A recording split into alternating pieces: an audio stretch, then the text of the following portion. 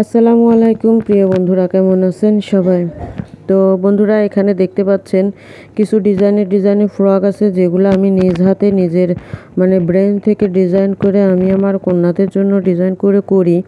আর এর পাশাপাশি আমি হাতের ডিজাইনগুলো করি, হাতে সেলাইগুলো করি, তারপরে হ্যান্ড পেইন্টের কাজগুলো করি, বাটিক ব্লক, মোটামুটি এমব্রয়ডারি, এগুলা হ্যান্ড এমব্রয়ডারি যেটা সেটা সবগুলো কাজই আমি মোটামুটি নিজের থেকে করি।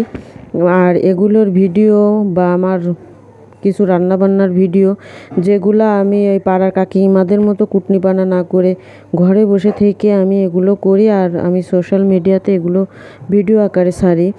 তো শুধু ভিডিও ছাড়লে আসলে হয় না, এর সঙ্গে কিছু ভয়েস বা কিছু মিউজিক লাগে। তো ফেসবুকে অনেক রেস্ট্রিকশন বেড়ে যাওয়ার কারণে আমি কোনো মিউজিক অ্যাড করি না। তাতে হয় কি, ভিডিওর জন্য ক্ষতি হয়ে যায় আর ফেসবুকে রেস্ট্রিকশন চলে আসে। তো তার কারণে ভয়েস অনিচ্ছা সত্ত্বেও ভয়েস দিতে হয়, টুকটাক গল্প করি, কথা বলি, এই আর কি। তো আসলে এদের কারণে আমি যে এলাকায় যাই না বা এলাকা মানুষের সাথে কুটনামতি করে বেড়াই না, নিজের মতো করে নিজের সোশ্যাল মিডিয়াতে অ্যাক্টিভ থাকি। এর কারণে অনেক মানুষের অনেক ধরনের চুলকানিও আছে। তো তারা মনে করে আমি হয়তো বা এই সোশ্যাল মিডিয়াতে ভিডিও ছেড়ে লক্ষ লক্ষ টাকা ঘরে বসে আর কি ইনকাম করতেছি। তা আসলে ইনকাম করাটা যদি এতটা সহজ হতো, তাহলে আমার মনে হয় আমার থেকে তারা আরও আগে বেশি অ্যাক্টিভ হয়ে পড়তো। আসলে টাকা পয়সা কার না প্রয়োজন হয়, সবারই প্রয়োজন হয়। তো সেক্ষেত্রে মানুষ মনে করে যে শুধু ভিডিও করে ভয়েস দিয়ে একটু ছাড়লেই মনে হয় লক্ষ লক্ষ টাকা। আসলে সেরকম কিছু না। আর অনেকেই আছে যারা বলেন বা বলছেন যে ফেসবুকে এরকম বিজ্ঞাপন অন করে, মনিটাইজেশন অন করে এই টাকাটা অবৈধ। তো আসলে আমি যতটুকু জানি, আমি অত বড় আলেম উলামা না, আমি তো ভালো জানবো না, তবে আমার জানারও ভুল হতে পারে। কিন্তু আমি দেখেছি যে বর্তমানে অনেক নামকরা বক্তা, যাদের নাম আমি নাই বললাম, তাদের পেজে, তাদের ফেসবুক আইডিতে এবং তাদের ইউটিউব চ্যানেলে সকলের আছে কম বেশি মনিটাইজেশন অন করা। তারাও এর থেকে ইনকাম করে সংসার চালায়, বা তারা সেভাবে মনিটাইজেশন অন করে চলছে। তো তাদের মতো বড় বড় স্কলার তারাও এখন এভাবে সোশ্যাল মিডিয়াতে ভিডিও ছেড়ে ইনকাম করতেছে। তো সেইখানে তো আমি নগণ্য বান্দি। আমি আসলে নিজের মতো করে ভিডিও করি, যদিও আমি এখনও সেই পরিমাণে ইনকাম পাইনি, তারপরও মানুষ মনে করে যে আমি লক্ষ লক্ষ টাকার ইনকাম করতেছি। আসলে আমাদের এলাকা বা সব এলাকায় সব মেয়ে মানুষের পিছে একটু বেশি মানুষ লেগে থাকে। ভাবে যে ওর স্বামীর এত আছে, তারপরও টাকার লোভ কেন, ওর বাবার এত আছে, তারপরও টাকার লোভ কেন। আসলে টাকাটাই সব কিছু না, মানুষ নিজের মতো করে একটু বাঁচতে চায়, নিজের মতো করে একটু চলতে চায়, এটাই হচ্ছে কথা। আর মুকেশ আম্বানির মেয়ে, তার তো আর টাকা পয়সার অভাব নাই। তাকে টাকা দিলেও সে কি টাকাটা ফেরত দিবে?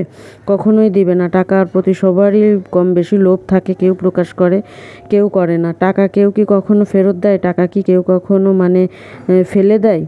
সবারই তো টাকার প্রয়োজন হয়। মুকেশ আম্বানির মেয়ের, তারও যদি প্রয়োজন হয়, তা আমরা তো হত দরিদ্রও বলা চলে না তাদের তুলনায়। তো কিছু মানুষের আছে এরকম চুলকানি, জোর স্বামীরা তো আছে, তারপরও ইনকামের জন্য সোশ্যাল মিডিয়াতে এগুলো করা লাগে কী জন্য। কিন্তু আমি দেখেছি আমার স্বচক্ষে অনেক নামকরা শ্বশুরবাড়ি নামকরা বৌমারাও বিজনেস করে, তারাও চাকরি বাকরি করে। তা সেটা কি খারাপ যদি না হয়? আর ঘরে বসে এরকম ভিডিও করে সোশ্যাল মিডিয়াতে একটু অ্যাক্টিভ থাকাটা তার থেকে কি বেশি খারাপ? যে একটা মেয়ে চাকরি করতেছে, অফিসের বস টস কত মানুষের সামনে যেতে হচ্ছে, তাকে পর্দার খেলাপ করতে হচ্ছে, পর্দার বাইরে গিয়ে তাকে জব করতে হচ্ছে। তারপরও কত মেয়েরা আছে যারা ব্যবসা করতেছে, পর্দাটাও ঠিকমতো করতে পারতেছে না, অথচ তার শ্বশুরবাড়ি নামকরা শ্বশুরবাড়ি, তারাও টাকা পয়সার জন্য ব্যবসা করতেছে। তো সেখানে কি আমার বাবার বা আমার স্বামীর যদি থাকেও, তারপরেও যদি আমি সোশ্যাল মিডিয়াতে অ্যাক্টিভ থাকি, এটা কি টাকার লোভে মানুষ করে? তো মানুষ আসলে কথা বলবে, মানুষের মুখ আছে, কথা বলবে, কথা তারাই বলে, সরিও তারা বলে, অপরাধ বোধও তারা দেখায় যে অপরাধ করছি, সেটাও তারা দেখায়, আবার কথা বলতেও ছাড়ে না। তো জনগণ আসলে তাদের মুখ কখনো বন্ধ করা সম্ভব না, কেউ কোনো দিন পারেনি আর পারবেও না। সম্পূর্ণ নিজের মতো করে চলাটাই হচ্ছে জীবন। তবে নিজের ভদ্রতা, নিজের শালীনতা, এগুলো তো নিজের ভিতরে বজায় রাখতে হবে। অবশ্যই। আর এমন কোনো কিছু করা যাবে না যেগুলো ধর্মের মানে একেবারে বিপক্ষে চলে যায়, সেরকমও কোনো কিছু করতেছি না। আমি সোশ্যাল মিডিয়ায় নিজের চেহারা দেখিয়ে নিচে গিয়ে যারা টিকটক করে, রিলস করে, তারা তারপরে ব্লগিং করে, যারা বাইরে যায় যায় নিজের চেহারা দেখায়, সেরকমও করতেছি না। হয়তো বা কোনো ভিডিওতে আমি কোনো মহিলার চেহারা দিয়ে ফেলছি, সেটা এডিটিংয়ে আমার হয়তো বা করিনি বা মুখটা ঢাকিনি, এরকম হয়েছে। কিন্তু সেটাও ভুল, যদিও করা উচিত না, তারপরেও ভুল। কিন্তু আমি নিজের চেহারাও তো আমি কখনো সেইভাবে প্রকাশ করি না। তো আমি নিজের চেহারা না দেখিয়ে আমার নিজের কাজটা যদি মানুষের সাথে শেয়ার করি, আর সেগুলো দেখে যখন আপুরা কাজ করে, সেলাই করে, আমাকে ইনবক্সে সেসব ছবি পাঠায়, আমার কাছে তো খুবই ভালো লাগে এগুলো। আমাকে বলে, আপু আপনার এই ডিজাইনটা দেখে আমি এটা তৈরি করেছি।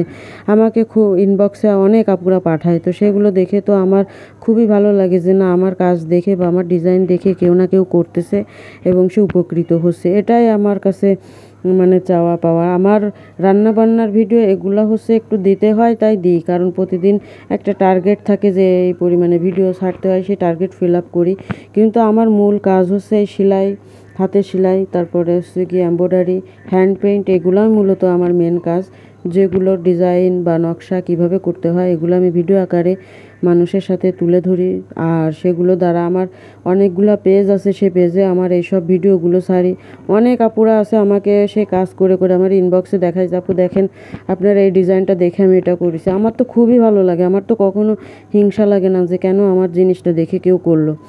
তো আমি মূলত সেই জন্যই ডিজাইন করি, সেই জন্যই ভিডিও ছাড়ি। এতে যদি আমাকে কেউ দুটো কথা বলেও বলুক, তাদের মুখ তো কখনো বন্ধ করতে পারবো না। তো ভিডিওটি এই পর্যন্ত। ভালো লাগলে, একমত হলে অবশ্যই লাইক, কমেন্ট, শেয়ার করবেন। আল্লাহ হাফিজ।